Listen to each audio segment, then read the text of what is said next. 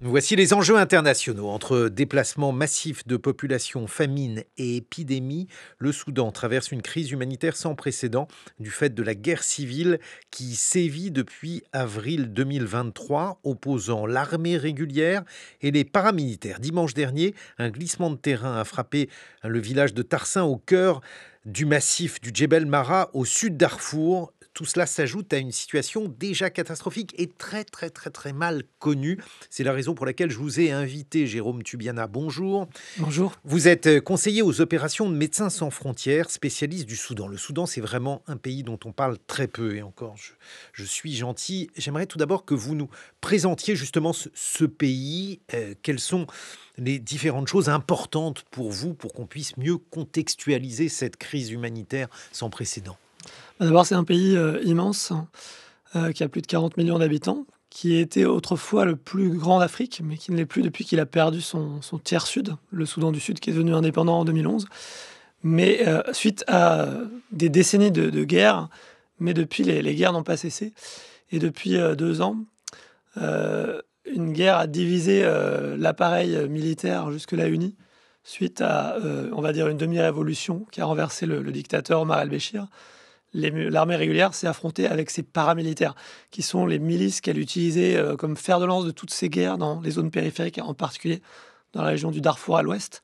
Donc, ce sont des milices qu'on appelait avant les Janjaweed, qui aujourd'hui ont été ont reçu un nouveau label plus officiel de force de soutien rapide depuis une dizaine d'années, donc qui ont été la force et la garde prétorienne de l'ancien dictateur, jusqu'au moment où ils se sont dit, bon, on va peut-être pouvoir avoir encore plus de pouvoir, et c'est ce qui a provoqué cette guerre actuelle, en fait, cette lutte pour le pouvoir. Mais Alors c'est une lutte pour le pouvoir, c'est une guerre civile entre les mains des militaires dont les civils sont justement les victimes, Jérôme Tubiana? C'est une guerre entre deux factions militaires autrefois alliées et qui ont des histoires différentes, qui viennent de communautés différentes. Les forces de soutien rapide, donc les anciens Janjaweed, recrutent essentiellement parmi les communautés arabes du Darfour. Mhm. Et l'armée est un peu plus diverse, mais plus dominée par les gens du centre du pays, qui sont au pouvoir historiquement et qui souhaitent y rester. Et au milieu, il y a les civils, effectivement, qui sont les principales victimes.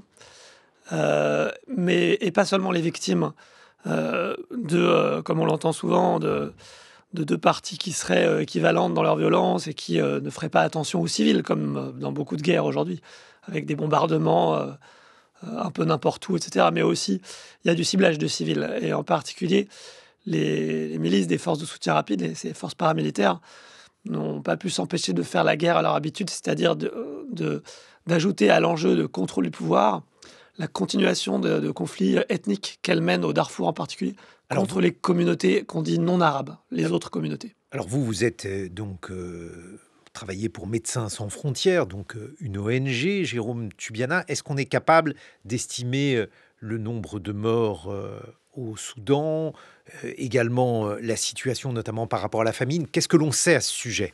Le nombre de morts, on n'est pas capable de l'estimer. De même que dans la première guerre du Darfour, il y a 20 ans, on n'a jamais en réalité su combien il y avait de morts, et on le saura sans doute jamais. Ce sont des endroits où on ne compte pas les morts, où ils sont anonymes. Et alors nous, à Médecins sans frontières, on essaie de faire des études, notamment sur les taux permettant de déterminer des taux de mortalité. Mais ça reste imparfait, ça ne permet pas forcément d'extrapoler un nombre de morts. Le chiffre qui circule aujourd'hui au niveau national, c'est 150 000 morts. La plus grande partie sont des civils, et la plus grande partie au Darfour. Ça, on le sait. Mais ce chiffre de 150 000 est basé sur une estimation au doigt mouillé. C'est peut-être beaucoup plus. Et les civils, dans quel état aujourd'hui sont-ils? Comment vivent-ils? Ça dépend des endroits. Certains ont plus souffert que d'autres, mais certainement au Darfour, les civils de ces communautés non arabes ont fait face à une série de massacres. La première dans l'ouest du pays, à la frontière tchadienne, en 2023, dès le début du conflit, alors que ça n'avait absolument rien à voir avec les enjeux du conflit. Donc les paramilitaires arabes sont décidés à prendre le contrôle des territoires d'une communauté qu'on appelle les Massalites, et donc qui se sont retrouvés, pour les survivants, presque en totalité déplacés au Tchad, le pays voisin. Mais il y a eu probablement plus de 10 000 morts. Bon, alors, dans ces massacres. Et là, il y a un malheur qui s'ajoute au malheur, c'est ce glissement de terrain. Alors, peut-être 1000 victimes, dit l'ONU. Alors j'espère moins, parce qu'on ne sait pas en réalité combien il y en a eu. Le chiffre de 1000 a circulé. Ce serait la totalité des habitants de ce tout petit village qui se trouve au sommet de l'immense massif montagneux qui culmine à plus de 3000 mètres, qui est au centre du Darfour, qui est très difficile d'accès. Et donc là aussi, l'absence de services au Darfour, y compris de services médicaux, et malgré notre présence à quelques heures ou à quelques jours de cet endroit, ça ne permet pas d'organiser des secours de manière correcte. Donc, on ne sait pas encore combien il y a eu de morts. Je ne sais pas si on le saura jamais. J'espère qu'il y aura plus de survivants. Et simplement, c'est un petit événement, c'est un événement climatique. Pour le coup, il n'y a pas de coupable, mais c'est vrai qu'on a vu aussi ces dernières années, au Soudan et dans la région, se reproduire, en particulier en saison des pluies comme aujourd'hui, se reproduire des événements climatiques de plus en plus violents, des crues par exemple.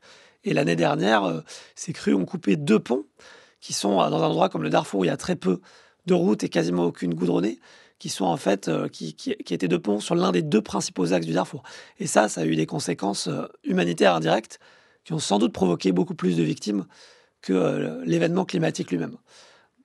Jérôme Tubiana, vous travaillez pour Médecins sans frontières. J'imagine que Médecins sans frontières a de multiples difficultés. L'aide humanitaire aujourd'hui est bloquée au Soudan. Elle est bloquée de différentes manières. Expliquez-nous quelles sont les difficultés auxquelles vous vous confrontez pour tenter d'aider ces populations civiles.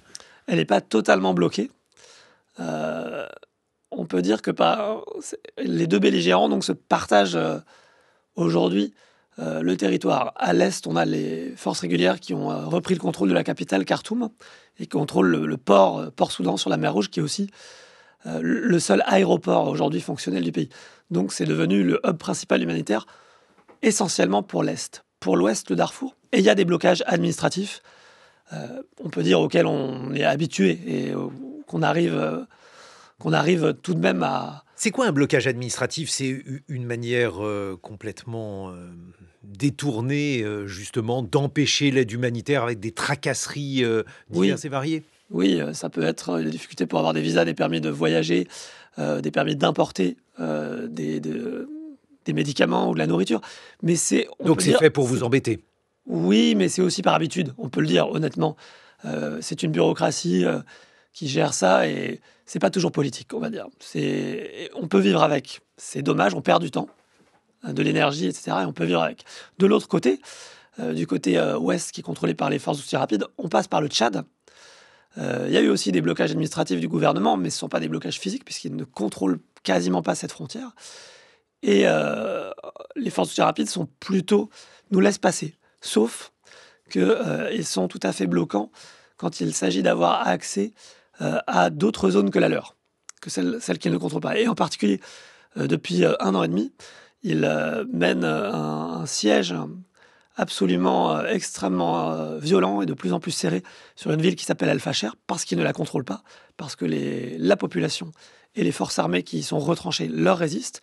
Et là, ils ont décidé clairement que cette population, qu'on estime à peut-être 1 million d'habitants, même si beaucoup ont fui, tant bien que mal, ils souhaitent totalement la priver d'aide humanitaire. Et ça a provoqué effectivement une famine qui est déjà reconnue depuis 1 an et qui, à l'époque, avant la déclaration de famine à Gaza, était la seule famine reconnue au monde. Mais alors, justement, pourquoi? Parce que je m'interroge souvent sur les raisons pour lesquelles on ne parvient pas, ni vous, ONG, ni nous, journalistes, à faire entendre la voix de ces peuples où il y a de telles catastrophes. Est-ce que c'est lié, par exemple, au fait qu'il y a 2 partis, les belligérants, on ne les connaît pas, on ne sait pas lequel choisir, bref, est-ce que la population civile est plutôt protégée, plutôt massacrée par les uns que par les autres? Comment s'y retrouver, Jérôme Tubiana? Je pense que ça, évidemment, c'est notamment quand on doit négocier, quand on est diplomate, par exemple, il est souvent tentant d'établir une symétrie euh, et de mettre les 2 belligérants face à face. C'est ce que font aussi une partie des politiciens civils qui ont envie de reprendre ou de prendre le contrôle du pays aussi et de faire primer d'autres voies que militaires et qui donc, évidemment, essaient de se faufiler entre les deux au nom de la neutralité. Après, il y a les faits et comme dans tous les conflits, il n'y a pas forcément une symétrie. En l'occurrence, comme à Gaza, comme en Ukraine, en l'occurrence, là, on peut que constater que les forces de soutien rapide font plus de dégâts, sont plus destructrices sur les populations civiles, notamment parce qu'elles ont doublé leur combat pour le contrôle du pouvoir dans la capitale par la poursuite de conflits ethniques anciens et donc l'agression de populations civiles sur une base ethnique. Et la communauté internationale réagit très peu. Oui, elle réagit très peu. La communauté internationale semble peu intéressée, pour différentes raisons, hein, mais qui sont moralement condamnables. C'est pour ça que c'est très important le travail que vous faites, Jérôme Tubiana. J'étais content de pouvoir vous donner la parole. Je rappelle que vous êtes conseiller aux opérations de Médecins sans frontières, spécialiste donc du Soudan, dont on parle si peu.